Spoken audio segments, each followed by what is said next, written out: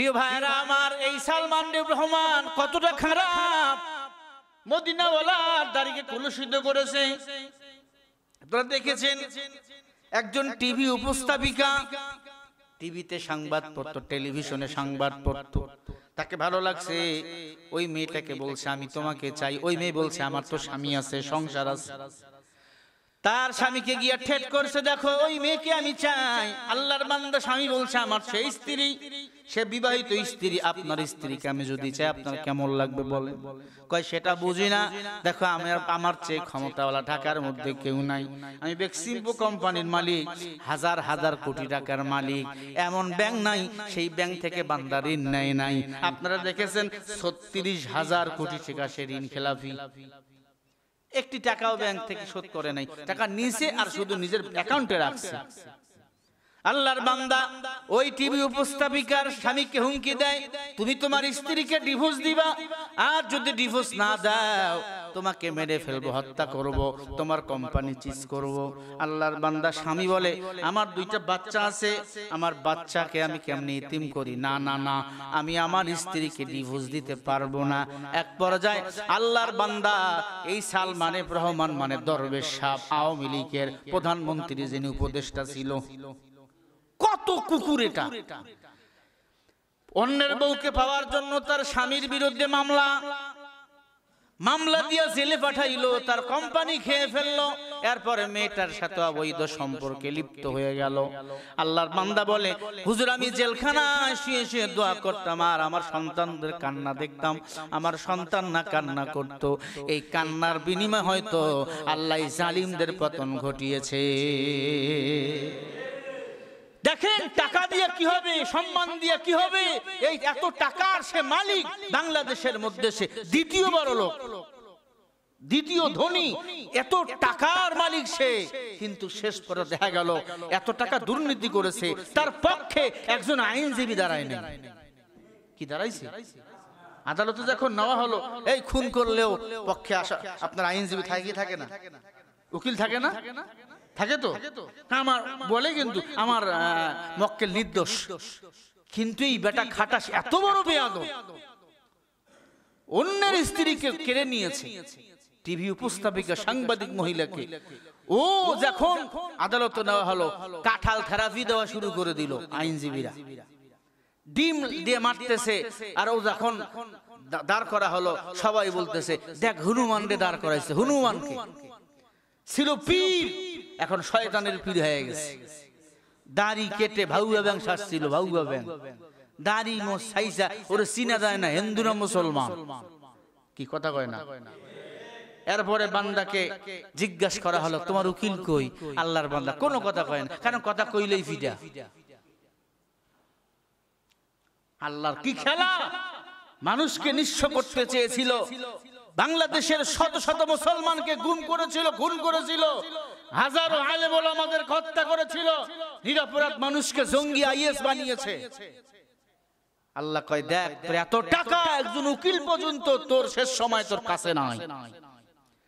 যেই শেখ হাসিনাকে খুশি করার জন্য এত কিছু করলো, সেই শেখ হাসিনাও তার কাছে নাই, ঠিক কিনা? প্রিয় ভাইয়েরা, এই বেক্সিমকো কোম্পানির মালিক সালমান রহমান এত বড় নির্লজ্জ, দাড়ি কেটে কিলিং সেভ করে পালাবে ভারতে। আল্লাহ কয় হবে না, তোর বিচার বাংলা মাটিতেই হবে। যে কয়টা দুর্নীতিবাজ আছে এদের বিচার বাংলাদেশেই হবে। আপনারা চান কিনা? কারা কারা চান? নারায়ে তাকবীর! সব দুর্নীতিবাজ চোরদের বিচার যেন বাংলার মাটিতে হয়, এবং বানভাসী মানুষের পাশে আমাদের দাঁড়াতে হবে। পারবো তো ইনশাআল্লাহ? জোরে বলেন না ইনশাআল্লাহ। এবং বানভাসীদের পাশে দাঁড়াবার জন্য ওলামায়ে কেরাম সবাই দিনরাত পরিশ্রম করতেছেন, আমরাও চেষ্টা করতেছি। আগামীকালকে আমি গোলাম রব্বানী সহ আমাদের ওলামায়ে কেরাম যারা টিম আছে ইনসাফ ভিডিও থেকে আমরা আগামীকালকে যাব, বলেন ইনশাআল্লাহ। আপনারাও যদি কেউ যেতে চান আমাদের সাথে যোগাযোগ করতে পারেন, কারণ দেখেন 17 লক্ষ মানুষ ঘর হারা, 17 লক্ষ মানুষ ঘর নাই, ওদের থাকার জায়গা নাই, কোথায় আছে, কি খাবে জানে না। স্ত্রী জানে না তার স্বামী কোথায়, স্বামী জানে না তার স্ত্রী কোথায়, ছোট ছেলেরা জানে না বড় ভাই কোথায়, বড় ভাই জানে না আমার ছোট বোন কোথায়, ভাই কোথায়। বলে এক নম্বরে তোমার মুখের দাড়ি চেষে ফেলাই দিতে হবে, চেষ্টা হবে, এক কথা দাড়ি থাকবে না। দুই নম্বর শর্ত মদিনাওয়ালার পোশাক থাকবে না। 3 নম্বর শর্ত শুকুরের রাখাল তোমাকে পালন করতে হবে, 1 বছর শুকুরের রাখালের দায়িত্ব। আবু আব্দুল্লাহ আন্দলুসি বলে আমি রাজি। খেয়াল করবেন, ওই যে খ্রিস্টানরা আরাধনা করতেছিল উনি এটা দেখে বলেছিল এরা সব জাহান্নামী। ডান দিক থেকে কি যেন বাইরে হয়ে গেছে, মাই হাদিল্লাহু ফালা মুদিল্লা লা ওয়া মাই ইউদ্লিলহু ফালা হাদিয়া লা।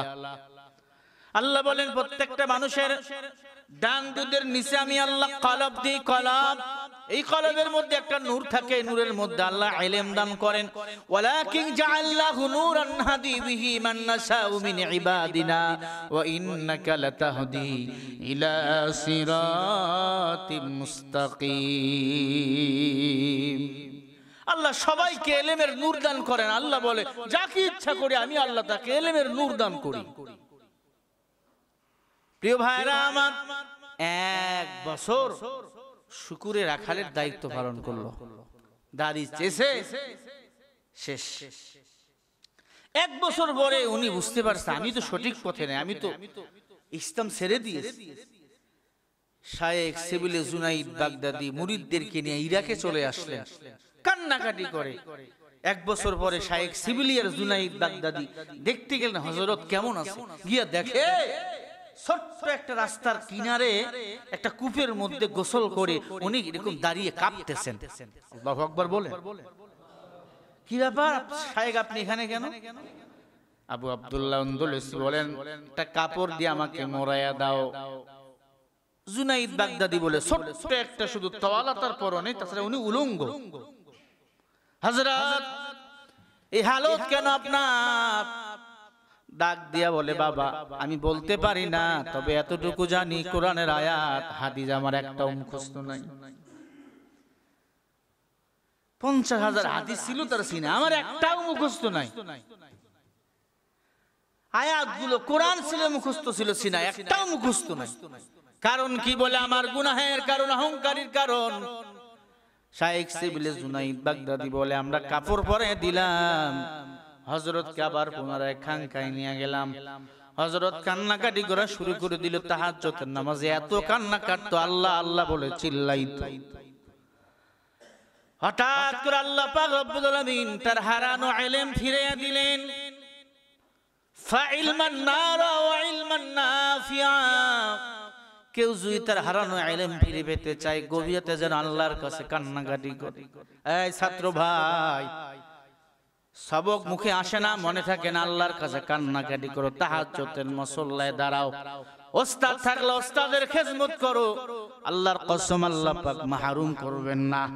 আল্লাহ জগৎ বিখ্যাত শাইখুল হাদিস তোমাকে বানিয়ে দিবেন। শাইখ সিবিলে জুনাইদ বাগদাদি বলেন আমরা তাকিয়ে দেখি হঠাৎ করে হযরত আবার হাদিসের দাস দিতেছেন, কোন আয়াতগুলো আমাদের সামনে ফটফট করে পড়তেছেন। উনি খুশিতে কান্নাকাটি করতেছে, আল্লাহ তুমি ছাড়া আমাদের কেউ নাই, আল্লাহ তুমি বড় রহমত করেছো। হঠাৎ করে ওই খ্রিস্টানের মেয়েটা শাইখ সিবিলিকে একদিন ডাক দিয়ে বলে বাবা আমি তোমার হযরতকে চাই। যেই মেয়ের জন্য রাখালের দায়িত্ব পালন করেছিল 1 বছর, শুকুরে রাখালের দায়িত্ব। মেয়েটা আসলেন, আবু আব্দুল্লাহ আন্দলুসির হাতে হাত দিয়া মুসলমান হলেন। এবার বলল হযরত আমি আপনার বিয়ে করতে চাই।